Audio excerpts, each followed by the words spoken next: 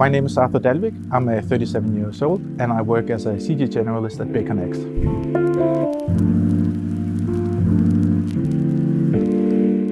VFX, we do predominantly just commercials, but we also have some TV shows and some feature films in the making. It's mainly Danish productions, so when we talk about feature films, then it's Danish movies. We recently won a Robert Prize for Valhalla for the best visual effects, and that's a couple of years old. And TV shows, it's for HBO. We just been on a show called Kamikaze, where we did all the VFX and CG for it. I'm a generalist, but I'm mainly a technical generalist, so I do everything from modeling, from texturing, rigging, rendering, shading, and lighting. So everything that's like within that realm, and also whatever causes problem, like troubleshooting, that's what I like to do. We've done a commercial for a company called Migros, and they had this little owl in the movie, and generally it's very hard to like tell owls go and act. So instead we did the owl full CG, where we modeled it, we textured it, we rigged it, we animated, and we integrated in the plate for it to be as lifelike as possible. Career-wise, I've been very fortunate because I got an internship at VFX, and I've been working my way up ever since that.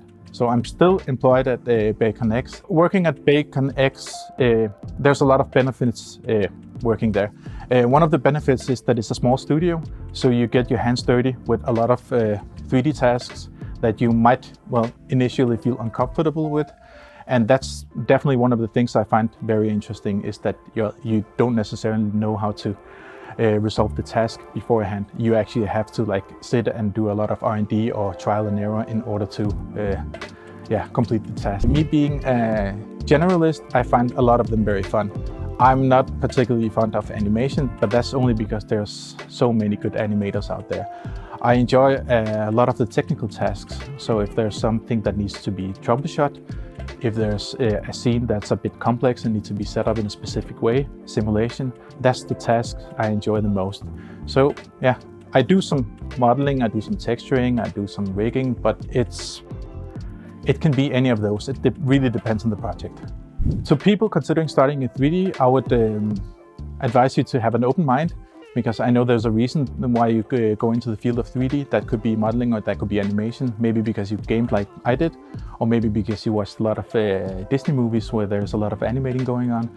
But once you get into the field of 3D, you'll probably realize how big this field is. There's a lot of tasks within this field.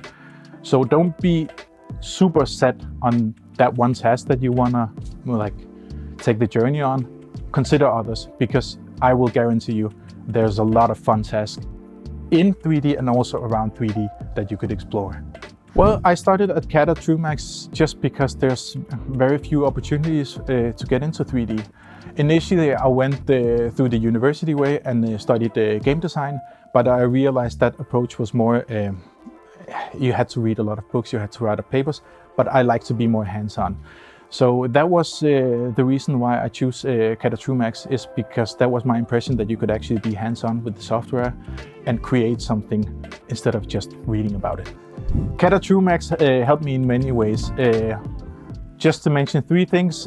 One of them is that the CADA Truemax gave me the necessary tools for me to develop some skill sets within the field of 3D. Another thing is being part of a team, where you have to work with your potential colleagues to solve a task. So also the thing about working in teams, where you can listen to your future colleagues, hopefully, and solve tasks together, but also learning how to solve these tasks alone.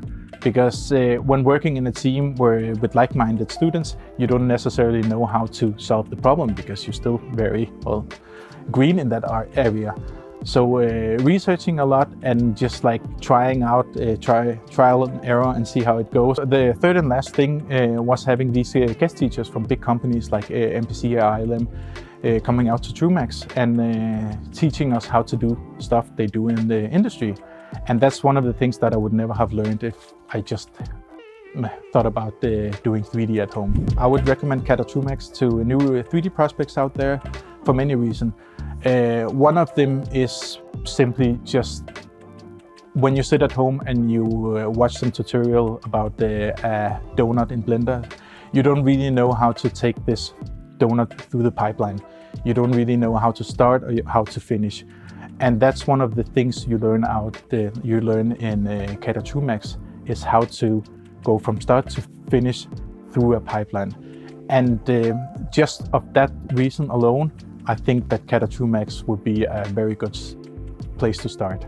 So to motivate up-and-coming 3D artists, I would say that use YouTube, use all of the necessary resources there is on the internet, because believe it or not, there's actually quite a lot of good resources out there where you can just like get your feet wet with the industry. In terms of skills, you can probably learn most of it just off the internet, but in terms of pipeline and how to be a colleague and teamwork, you probably need some more help, because that's not really a thing that they tell you in YouTube videos. So for that reason, apply to CADA Truemax.